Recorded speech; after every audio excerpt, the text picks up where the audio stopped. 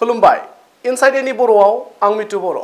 रायजोआव थांनाय 1 सेप्तेम्बर खालारनिफ्राय जागायदों पसान मेला फैगौ 30 सेप्तेम्बरसिम जानो गोनां बे पसान मेलाजों सोमोन्दो लाखिनानै दिनै चिरां जिल्लानि ससियेल वेलफेयार बिफाननि गेजेरजों पसान अन हुइल्स मावथांखिखौ बेखेवो। पसान अन हुइल्स मावथांखिनि गेजेरजों चिरां जिल्लानि ससियेल वेलफेयार बिफाननिफ्राय चिरां जिल्लानि जिल्ला बेंगिरिनि मावख'निफ्राय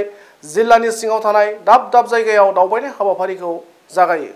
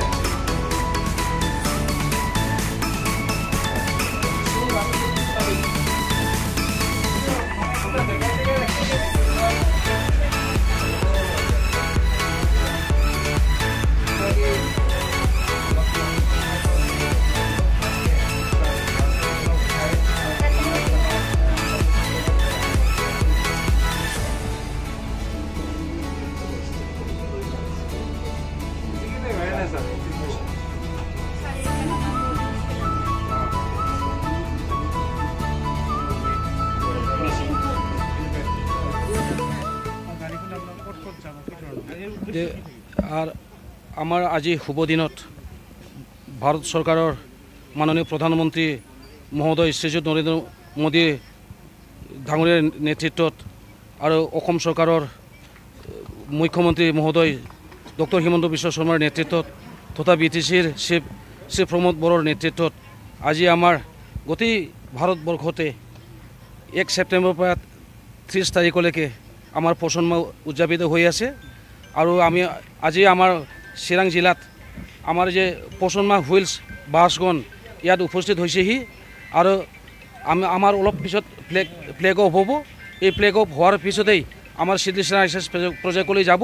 আৰু এই পোষণ হুইল বাছত আমাৰ সমাজ কল্যাণ বিভাগৰ কাৰণে যে কোন আমাৰ যে শিশুসকলৰ আমাৰ যে প্ৰধানমন্ত্ৰী মহোদয় যেটো